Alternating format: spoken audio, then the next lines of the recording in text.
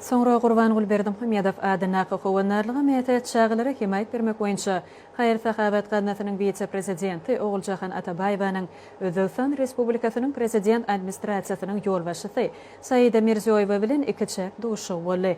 Doşuk neticeli ve işin yağdayda geçti. Belent mertebeli mehman Türkmen toprağına geçirilen halkara masadına dünya cemiyetçiliği için ehmiyetli meselelere qaralanlığını nıltadı. Halkara masadının qurumaçılıq derecesinin Türkmenistan'ın bu qur boyunca oğun tecrübe toplandığını görkodiye deyip Saida Mirziyoyeva belledi. Bunun öde Türkmenistan'ın halkara genişliğine eğleyen ornu potolanırya. Qazanın vitse-prezidenti Oğulcahan Atabayeva Türkmenistan'ın halkara xizmatdaşlığının ösürülmeni zerur üns bergenligini aytdı. Şuna yakın qonşular ve doğunluq halkları bilen qatnaşıqların eşşenleştirmegi xizmatdaşlığın böhüm uğur hükmünne kefiyetlenen. Doşun ahırına Qazanın vitse-prezidenti ve qonşu yurdun prezident administrasiyasının yolbaşısı iki yurdun doğunluq halklarına abadançılık arzu ettiler.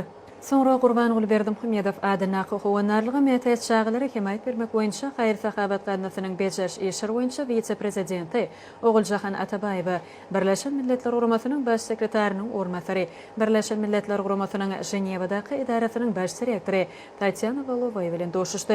Oğulcahan Atabayeva mehmanı mehirli mübareklep Türkmenistan'a geçirilen şu günkü çare işçen qatnaşyan için minnettarlık bildirdi kemde. Birleşen Milletler Quruması bilen köp uğurlu xizmatdaşın ösürülmöwüniň ýurdumyň daşary siýasatynyň esasy uğurlarynyň berdigini beledi. Birleşen Milletler Qurumasynyň baş sekreteriniň ornatary Türkmen topragyna bildirilen mehmansyýerlik üçin hoşallygyny beýan edip, bu maslahatyň betaraplyk siýasatyny işçiň öňe sürýän Türkmenistany geçirmeniň oňyň ähmiýetini hasam artyrýanyny beledi. Munyň özi ýurdumyň durnukly geljegi gurmak üçin zenanlaryň eýleýän ornuny pogtalanyrmak arkaly günnogar bilen gülmataryň arasyna dialog üçin köprü bolmaga çalyşýanyny görkezýär.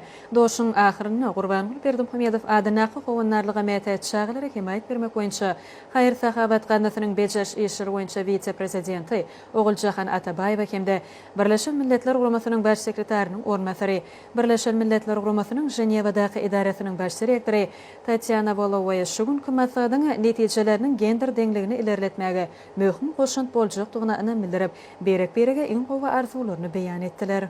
Şeýle hem Qurban Berdim Hamyadov adına qovanlarlyga mehtet çağılara himayet vermek boyunca Hayır Sahabat Qadnatı'nın becerş işleri boyunca vitse-prezidenti Oğulcahan Atabayeva'nın San Tome ve Principe Demokratik Respublikasynyň Milli Assambleýasynyň başlygy Selmira do Sacramento bilen doşy boldy. Oğulcahan Atabayeva mehmana mehirli mübareklep, Hazar deňziniň türkmen kenaryna geçirilen halkara masada gatnaşmak baradaky çakylygy kabul edip, ýurdumyza geleni üçin minnetdarlygyny beýan etdi hemde şu günkü doşugyň iki ýurdun arasyna gatnaşyklary pogtalanyrmaga ýardam berjekdigini ynam bildirdi.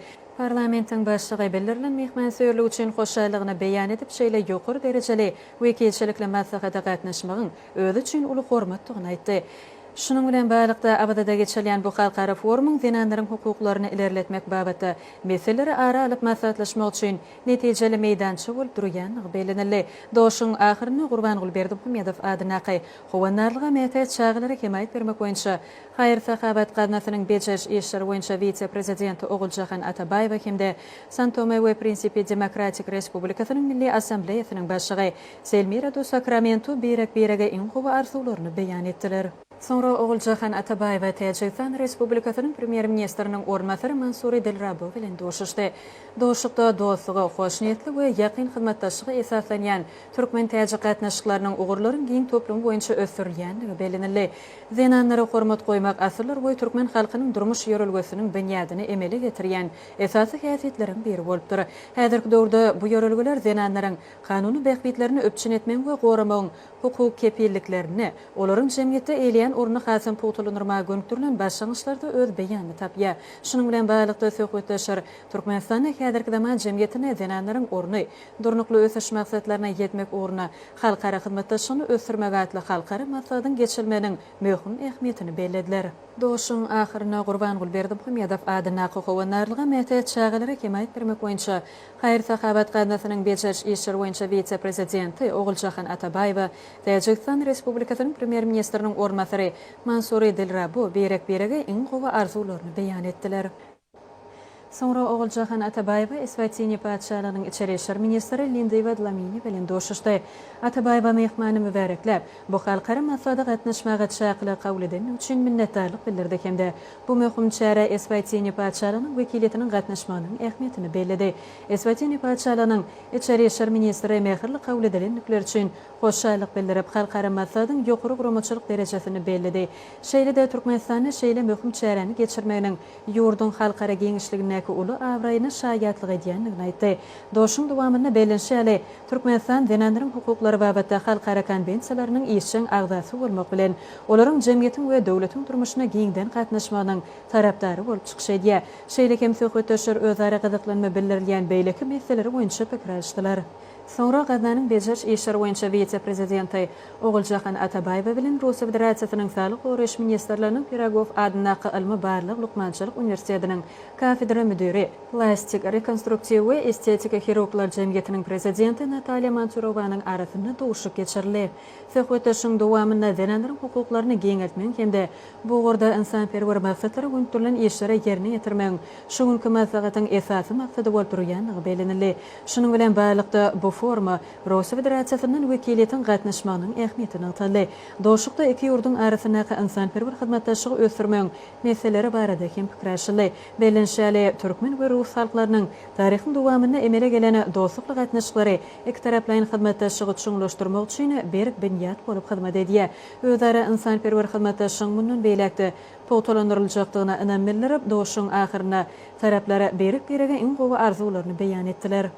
Gurban Berdim Hymyadov adynaky gowanarlygy meýet çağılary himayet bermek boýunça Haýry Sahabat Gadnasynyň Beçeş işler boýunça vice-prezidenti Oğulcahan Atabayeva Katar döwletiniň daşary işler ministrläriniň halkara hyzmatdaşlyk boýunça döwlet ministri Maryam bint Ali bin Nasser al-Mismat bilen doşuşdy. Gadnanyň Beçeş işler boýunça vice-prezidenti halkara masadyň işine işçiň gatnaşyny üçin mehmana minnetdarlyk bildirip, bu möhüm forma Katar döwletiniň wekiliyetiniň gatnaşmagynyň ähmiýetini bellädi. Mehmana ýokary derejeli halkara masada gatnaşmaň öz üçin belent mertebedigini aýtdy hemde formuny denanlaryň hukuklaryny ilerletmek üçin toplumdaýyn şemeleşmeleri işläp taýýarlamakda möhüm edim bolanlygyny bellädi. Doşuň dowamyna Natalya Türkmenistan Katar döwleti bilen dürli ugurlarda hyzmatdaşlygy ösürýär. Doşuň ahyryna Gadanyň Beçeş işler boýunça vice-prezidenti hemde Katar döwletiniň daşary işler ministrläriniň halkara hyzmatdaşlyk boýunça döwlet ministri Türkmen Katar gatnaşyklarynyň mundan beýlekde potonandyryljakdygyna inam bildirip berek-berege iň gowy arzularyny beýan etdiler. Sonra Gurban Berdim Hymyadov adynaky gowanarlygy meýet çağılary himayet bermek boýunça Haýry Sahabat Gadnasynyň Beçeş işler boýunça vice-prezidenti Oğulcahan Atabayeva Hytaý Halk Respublikasynyň Ähli Hytaý Denanlar Federasiýasynyň başynyň ornatary, denanlaryň we çağılaryň işler boýunça döwlet geňeşiniň işçi toparynyň başynyň ornatary Huan Xiaowei bilen doşuşdy. Oğulcahan Atabayeva mehmany mehirli mübareklep forumyň işine gatnaşandygy üçin oňa minnetdarlyk bildirdi. Şeýle-de Türkmenistan bilen Hytaý Halk Respublikasynyň arasynda dostluk gatnaşyklaryň depkinli ösürilýändigini bellädi. Şunu meden insanperwer hyzmatdaşlygyň ähmiýetini aýtdy.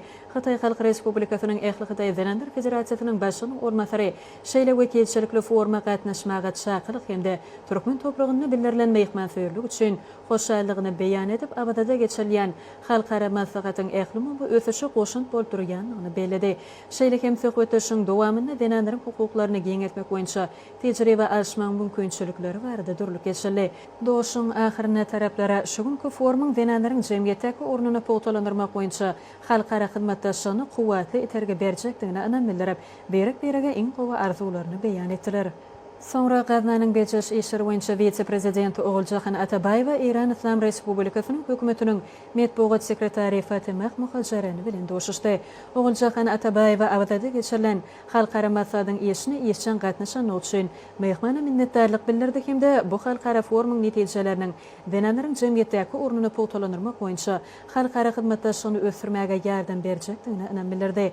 Oňşy ýurdun hökümetiniň metbuat sekretary türkmen topragynda mehirli kabul edilen üçün hoşçalygyny beýan edip, Türkmenistana geçirilen şeýle ýokary derejeli halkara masada gatnaşmaň özü üçin belin mertebedigini aýtdy.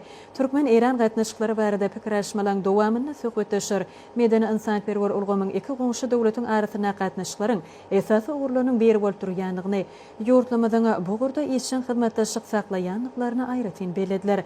Doşuň ahyryna Gurban Gulberdimuhammedow adynaky Howanarlygy meýat çağlara himayet bermek boýunça Haýry Sahabat Gaznasynyň Beçeriş işleri boýunça vitse-prezidenti Oguljahan Atabaýew hemde Eran Islam Respublikasynyň hökümetiniň medeniýet sekretary Fatema Muhajirany iki ýurduň arasynaky hyzmatdaşlygyň bundan beýlekde putulandyryljakdygyna ynany bildirip, berek-berege iň gowy arzularyny beýan etdiler. Soňra bu ýerde netijeli gatnaşyklaryň ösdürilmegini ygtybarly biniýada emele getirgen iki tarap bilen resmi namalary gol çökmek dabarasy boldy. Gurban Gulberdimuhammedow adynaky howanarlyga meýat çağlara himayet bermek boýunça Haýry Sahabat Gaznasy bilen Birleşen Milletler Guramasynyň çağlar gaznasynyň arasyny özara düşünüşmek hakynda ähnama gol çekildi. Şeýle hem Birleşen Milletler Guramasynyň çağlar gaznasynyň Türkmenistan boýunça 2026-2030 ýyllar üçin maksatnamasyny durmuşa geçirmek babatda Türkmenistanyň mejlisi bilen UNICEF-iň Türkmenistana wekilhanasynyň 2026-njy ýyl üçin iş meýilnamasy, Türkmenistanyň mejlisi bilen Birleşen Milletler Guramasynyň ilat gaznasynyň arasyna gender deňligini kanunçylykda ilerletmek üçin ulgamy we gurallary putulandyrmaga ýardam etmek atly 2026-2027-nji ýyllar üçin iş meýilnamasy, Birleşen Milletler Guramasynyň çağlar gaznasynyň Türkmenistan boýunça 2026-2030-njy ýyllar üçin maksatnamasyny durmuşa geçirmek babatda Türkmenistanyň bilim ministrligi bilen UNICEF-iň Türkmenistana wekilhanasynyň 2026-njy ýyl üçin iş meýilnamasy, Türkmenistanyň beden terbiýe we sport baradaky döwlet komiteti bilen Birleşen Milletler Guramasynyň ilat gaznasynyň arasynda Türkmenistana 2026-2030-njy ýyllarda beden terbiýany we sporty gollamagyň hemde ösdürmegiň maksatnamasyny durmuşa geçirmek, şeýle hem ýaşlaryň beden terbiýany we sporty, parahatçylygy, gender deňligini ilerletmäge gatnaşmagynyň gurallaryny putulandyrmak atly 2026-2027-nji ýyllar üçin iş meýilnamasy, Birleşen Milletler Guramasynyň çağlar gaznasynyň Türkmenistan boýunça 2026-2030-njy ýyllar üçin maksatnamasyny durmuşa geçirmek babatda Türkmenistanyň telewizioniýa, radio gepleşikler we kinematografiýa baradaky döwlet komiteti bilen UNICEF-iň Türkmenistana wekilhanasynyň 2026-njy ýyl üçin iş meýilnamasy, Birleşen Milletler Guramasynyň çağlar gaznasynyň Türkmenistan boýunça 2026-2030-njy ýyllar üçin maksatnamasyny durmuşa geçirmek babatda Türkmenistanyň ýokary gaziýeti bilen UNICEF-iň Türkmenistana wekilhanasynyň 2026-njy ýyl üçin iş meýilnamasy, Türkmenistanyň ýokary gaziýeti bilen Birleşen Milletler Guramasynyň ilat gaznasynyň arasyna gaziýet işine gender deňligini ilerletmek üçin ulgamy we gurallary putulandyrmaga ýardam etmek atly 2026-2027-nji ýyllar üçin iş meýilnamasy, Birleşen Milletler Guramasynyň çağlar gaznasynyň Türkmenistan boýunça 2026-2030-njy ýyllar üçin maksatnamasyny durmuşa geçirmek babatda Türkmenistanyň baş prokuraturasy bilen UNICEF-iň Türkmenistana wekilhanasynyň 2026-njy ýyl üçin iş meýilnamasy, Birleşen Milletler Guramasynyň çağlar gaznasynyň Türkmenistan boýunça 2026-2030-njy ýyllar üçin maksatnamasyny durmuşa geçirmek babatda Türkmenistanyň içeri işler ministrligi bilen UNICEF-iň Türkmenistana wekilhanasynyň 2026-njy ýyl üçin iş meýilnamasy, Birleşen Milletler Guramasynyň çağlar gaznasynyň Türkmenistan boýunça 2026-2030-njy ýyllar üçin maksatnamasyny durmuşa geçirmek babatda Türkmenistanyň Gorunmak ministrligi bilen UNICEF-iň Türkmenistana wekilhanasynyň 2026-njy ýyl üçin iş meýilnamasy, Birleşen Milletler Guramasynyň çağlar gaznasynyň Türkmenistan boýunça 2026-2030-njy ýyllar üçin maksatnamasyny durmuşa geçirmek babatda Türkmenistanyň zähmet we ilaty durmuşdaýdan Gorunmak ministrligi bilen UNICEF-iň Türkmenistana wekilhanasynyň 2026-njy ýyl üçin iş meýilnamasy, Birleşen Milletler Guramasynyň çağlar gaznasynyň Türkmenistan boýunça 2026-2030-njy ýyllar üçin maksatnamasyny durmuşa geçirmek babatda Türkmenistanyň statistika baradaky döwlet komiteti bilen UNICEF-iň Türkmenistana wekilhanasynyň 2026-2027-nji ýyllar üçin iş meýilnamasy, Türkmenistanyň statistika baradaky döwlet komiteti bilen Birleşen Milletler Guramasynyň ilat gaznasynyň arasynda demografik ütgeşmeleri hasaba almak bilen maglumat ulgamlaryň kämilleşdirilmegi atly taslamany ýerine getirmegiň 2026-njy ýyl üçin iş meýilnamasy, Birleşen Milletler Guramasynyň çağlar gaznasynyň Türkmenistan boýunça 2026-2030 ýyllar üçin maksatnamasyny durmuşa geçirmek babatda Türkmenistanyň Döwlet Hukuk we Demokratiýa Instituty bilen UNICEF-iň Türkmenistanyň wekilhanasynyň 2026-2027 ýyllar üçin iş mailnamasy, Türkmenistanyň Döwlet Hukuk we Demokratiýa Instituty bilen Birleşen Milletler Guramasynyň ilaýat ganatynyň arasynda gender deňligini ilerletmek üçin ulgamy we gurallary putolandyrmaga ýardam etmek atly 2026-2027 ýyllar üçin iş mailnamasy. Şeýlehem Birleşen Milletler Guramasynyň çağalar ganatynyň Türkmenistan boýunça 2026-2030 ýyllar üçin maksatnamasyny durmuşa geçirmek babatda Türkmenistanyň adaletçisynyň diwany bilen UNICEF-iň Türkmenistanyň wekilhanasynyň 2026 ýyl üçin iş mailnamasy tasdiklanyldy. Şeýlehem abada milli siýasatçylyk zolugyny dinanlar üçin ykdysady mümkinçilikleri hatlylanan maslahat geçirildi. Häzirki döwrüň dergäýet meselelerini öz içine alýan maslahaty gatnaşjylar bu ýerde meýilleşdirilen halkara çäreleriniň ýokary guramaçylyk derejesiniň öçün edilenligi hemde wajyp meseleler aralp maslahatlaşmagy döredilen mümkinçilik üçin türkmen tarapyna hoşarlyk bildirdiler. Bellenilşýärlik häzirki döwürde dinanlaryň netijeli iş üçin derur bolan ykdysady mümkinçilikler öpçün edilge. Bu bolsa dinanlaryň dürli podoklarda zähmet çekmeklerine giň ýol açýar. İşçiň we netijeli ýagdaýda geçen maslahatyň dowamyna dinanlar üçin ykdysady mümkinçilikleri netijeli peýdalanma ugruna milli maksatnamalaryň taýýarlanylmagyna aýratyn ähmiýet berildi. Munyň özi keskitlenen wezipeleň üstünlikli ýerine ýetirilmeginiň baş şertini emele getirge. Maslahatyň ahyryna oň gatnaşyjylar dinanlaryň zähmetine goýulýan sarpanyň ähmiýeti barada aýdyp, bu awatdaky tagallaryň ýygyderli bolmagynyň wajypdygyna üns berdiler. Abada milli siýasatçylyk zolugyny geçirilen häzirki zaman jemgyýetinde dinanlaryň orny durnukly ösüş maksatlaryna ýetmek ugruna halkara hyzmatdaşlygy ösürmek atly halkara maslahatyň çäklerine bölümlerde maslahatlar boldy. Urdaş düzümlen wekilleriniň gatnaşmaklaryna geçirilen maslahatda dinanlaryň we çağalyň bähwidine döwlet dolandyrsy we jemgyýetçilik guramalary tarapyndan alınıp barilýan işler barada gyzyklanma bildirilýän pikir alşmalar boldy. Bellenilşýärlik häzirki döwürde dinanlaryň jemgyýetde elýän ornuny çağalyň saýlaşykly ösüşine zerur üns berilýär. Maslahatyň dowamynda Türkmenistanyň degişli ugurlar boýunça alyp barýan işleriniň we toplan tejribesiniň nusgalygyna üns berildi. Şunun bilen baglanykda dinanlaryň zähmetine sarpa goýmak bilen bir hatarda ösüp gelýän ýaş nesilleň saglygyny hemde hukuklaryny goramak döwlet derejesinde ähmiýet berilýän meseleleň hataryna kesitlenendir. Bu meseleleň oňyn çözülmegi bolsa, jemgyýetçilik ösüşiniň baş şertini emele getirge. Şunu bilelikdäki tagallaryň netijesine üns berildi. Şeýlehem maslahatyň dowamyny oň gatnaşyjylar öňde durýan wezipeniň üstünlikli ýerine ýetirilmegi we köp taraply gatnaşyklaryň ösürilmegi ugruna tagallalaryny gaýgyrmajakdyklaryna anandyrdylar. Maslahatyň jemleri boýunça degişli alalaşyklary gadanmagyň ugrlaryna garaldy. Mawzuklaryň bölümleri bilim, çağlar terbiýelemek, saglyk goraýyş we ekologiýa urgamlarynda dinanlaryň jemgyýetçilik işçiligi atly maslahat bilen dowam etdi. Häzirki döwürde çağanyň saglygyny goramak, olara döwrewat bilim terbiýe bermek meseleleri ähmiýetli wezipeleň hataryna kesitlenildi. Şol ruwatyň özünde maşgalada we jemgyýetde çağa terbiýe bermek meselelerine döwlet derejesinde ähmiýet berilýär. Bu bolsa çağalary berilýän bilimiň we terbiýäniň häzirki zaman talaplaryna laýyk gelmegini öpçün edýär. Birleşen Milletler Guramasynyň çağalyň hukuklary hakyndaky konwensiýasynyň gelip çykýan wezipeleri üstünlikli berja etmekde. Maşgalanyň mekdebiň hemde jemgyýetiň utgaşykly hereketlerine beýil baglanylýar. Bular barada aýtmak bilen maslahata gatnaşyjylar bilelikdäki tagallaryň açyk netije berýänligini, köp ýyllaň durmuş tejribesiniň suwd edenligini amnawtadylar. Şeýlehem halkara maslahatyň çäklerini meýilleşdirilen ähli çäreleň ýokary guramaçylyk derejesiniň öpçün edilenligi üçin hoşarlyklaryny beýan etdiler. Maslahatyň jemleri boýunça alalaşyklan gadanylmagynyň bu çäreleň netijeli häsiýeti eýe bolanlygyny alamatlandyrýan noktadylar. I'm Princess Lindy Wei from the Kingdom. Men Şahide Lindy Vedlamini, Eswatini paçalygynyň içeri işler ministri. Dinanlar jemgyýetde ularny elýär. Dinanlar diňe bir maşgalada däl, eýsem häzirki döwürde ýurdun siýasatyna, öňe sürýän başlanyşlaryna da öz öňçilik goşandyny goşýar. Biz häzirki wagtda dinanlara döredilýän mümkinçiliklerin gün-günden hasam giňeltilýänini görýär. Dinanlar döwletiň ähli podoklaryna öz höwüs edýän kärlerini netijeli işlemek bilen çäklenmän, eýsem jemgyýetiň ösüşine de täsir edýärler. Biz bunu dinandan siyasat, ilim, bilim, iqtisadiyet we innovasiyalar baradaky täze pikirleri we öňe sürgen taslamalarına, şeýle-de başlangyçlaryna has aýdynlygy bilen görýär.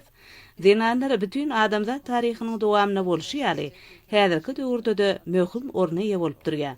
Dinanlaryň jemgyýetiň ösüşindäki ähmiýetini nazara almak bilen, dünýäde dinan ýol başlan we ýokary maksatly işleň düýbüni tutýan iş uğurlaryň hataryna dinanlaryň hem üstünlikli çykyş etmegi, ählimizi diýsen buýsanyrga. Şeýle-de Türkmenistana geçirilen häzirki zaman jemgyýetinde dinanlaryň orny durnukly ötüş maksatlaryna ýetme uğruna halkara hyzmatdaşlygy ösdürmegi atly halkara maslahat hem dünýä ýüzünde dinanlaryň ornyny hasda berkitmekde möhüm ädim bolup durýar. Şeýle mümkinçiligi döreden Türkmenistanyň hormatly prezidentine hemde türkmen halkynyň milli liderine hoşarlyk sözlemede beýan edýär. Sag bolun. Je m'appelle Chantal Chambo Moavita. Mene Chantal Chambo Moavita, Kongo Demokratik Respublikasynyň adam hukuklary boýunça ministri. Häzirki zaman jemgyýetine dinanlaryň orny durnukly ösüş maksatlaryna ýetme uğruna halkara hyzmatdaşlygy ösdürmegi atly halkara maslahata gatnaşýanlygyma üren buýsanýan. Şeýle halkara maslahatlaryň Türkmenistanyň gözel günjegine geçirilmegi jemgyýetde dinanlara uly ähmiýet berilýändigini aýdyn görkezýär. Halkara maslahatyň dowamyna dinanlaryň häzirki zaman jemgyýetine orny barada. Şeýle-de bu wagtda durnukly ösüş maksatlaryna ýetmegi ýoluna edilýän işler barada aralyp maslahatlaşdyk. Türkmenistanyň hemişelik bir taraplygynyň 30 ýyllyk bayram edilýän günlerinde şeýle halkara maslahatyň ýokary derejede geçirilmegi hyzmatdaşlygymyza hasam pugtolanyrjakdygyna inanýan. Döredilen şeýle ajraýyp mümkinçilikler üçin türkmen halkynyň milli lideri Gahrman Arkadagy hemde Türkmenistanyň hormatly prezidentine köp sag bolsun aýdýan. Goýalaryň işi diňe üstünliklere betlensin. Sag bolun. Development in Malaysia. Mene Datoşri Hajanensi Şükri, Malayziýanyň dinanlar maşgala we jemgyýetçilik ösüş ministri. Ýokary derejede guralan halkara maslahata gatnaşmagymyz bizim üçin uly bag. Türkmenistana geçirilen häzirki zaman jemgyýetinde dinanlaryň orny durnukly ösüş maksatlaryna ýetme uğruna halkara hyzmatdaşlygy ösdürmegi atly we halkara maslahatda dinanlaryň hukuklary aralyp maslahatlaşyldy. Munyň özi durnukly ösüş gadanmakda nowatdaky möhüm ädimdir. Türkmenistanyň hemişelik bir taraplaryň 30 ýyllygynyň belendiýän günlerinde şeýle halkara maslahatyň geçirilmegi, bu forumda dünýä ýurtlarynyň gelen dinanlaryň tejribe pikir alşmagy ören möhüm waka bolup durýar. Şeýle halkara maslahata gatnaşmaga döredilen mümkinçilik hemde mähirli garşylanan ümid üçin türkmen halkynyň milli lideri Gahrman Arkadagy hemde Türkmenistanyň çoňur hormatlanýan prezidentine hoşarlygymyzy beýan edýär. Sag bolun. Я президент Международного фонда биомедицинских. Men Russiýa Federasiýasynyň Vladimir Petrovich Filatov adynaky biologmançylyk tehnologiýalary halkara gatnaşynyň ýol başçysy Yekaterina Debrova. Häzirki zaman jemgyýetinde dinanlaryň orny durnukly ösüş maksatlaryna ýetme uğruna halkara hyzmatdaşlygyny ösdürmegi atly halkara maslahata gatnaşmaga çagyrylandygyma üren begenýän. Biziň gaznamyz dinanlaryň ilkinji nowatda jemgyýetde maşgalada, iş uğurlukda şeýle-de ilimde we bilimde orny barada çykyş edýär. Halkara maslahatyň gün tertibine, häzirki wagtda döwrümizin talabyna öwrilen hemde gün-günden ösüşlere eýe bolýan biologmançylyk tehnologiýalaryna aýratyn üns berildi. Bir tejribe paýlaşdyk. Şeýle hem ýurtlarymyzyň arasynda netijeli hyzmatdaşlygy ösdürmäge bil baglaýar. Ýaş alimlerimiziň döwrewäp ösmegine giň çygyrda maglumatlary paýlaşmagyny isleýär. Türkmenistanyň hemişelik bir taraplygynyň 30 ýyllygy dünýä jemgyýetçiligi üçin möhüm waka.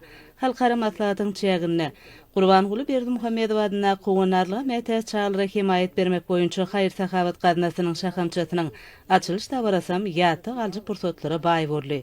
Şeýle ýokary derejede geçirilen halkara maslahata gatnaşmaga döredilen mümkinçilik üçin türkmen halkynyň milli lideri Gahrman Arkadagy hemde Türkmenistanyň hormatly prezidentine köp sag bolsun aýdýar. Şeýle hem sözümiň ahyryna ähli türkmen halkyny Türkmenistanyň hormatly prezidentine hemde türkmen halkynyň milli liderini şanly sene Türkmenistanyň hemişelik bir taraplarynyň 30 ýyllygy bilen tüý sürekden gutlaýan. Sag bolun. Сегодня очень значимый для меня день. Men Людмила Kondrashova, Belarus Çağlar Gaznasy Respublikan Jemgyýetçilik Birleşiginiň müdiriýetiniň başlygy. Bugün meniň üçin ýatdan çykmajak gün boldy. Biziň hemmämizi aýdyn geljege bolan söýgü, ýagşylygy ygrar birleşdirýär. Ähli dinanlaram şeýle duýgular galkanyrga. Halkara maslahaty gatnaşýan dinanlarymyň aglabasy öz taslamalaryny durmuşa geçirýärler. Döwrewap dinanlary özlerini maşgala barada aladany, onuň geljegini çağryň terbiýetini jemlige. Meni hayır sahabat gaznasyna ruwaçlyk arzu edýän, gaznanyň maksatlaryny we mümkinçiliklerini giňelmegini, çağalarymyzyň bolsa parahat hem bagtly dünýäde ýaşamany arzu edýän, ählimiziň geljegimiz bolan çağalyň sagdyn ösmek üçin ähli tagallalary edýän türkmen halkynyň millili ijra, gahryman arkadagy hemde Türkmenistanyň çuňur hormatlanylýan prezidentine köp sag bolsun edýän. Goý ajaýyp Türkmenistanyň uludan toýlanylýan. Türkmenistanyň hemişelik bir taraplygynyň 30 ýyllygy gutly bolsun. İşleriňiz uğruna bolsun. Sag bolun.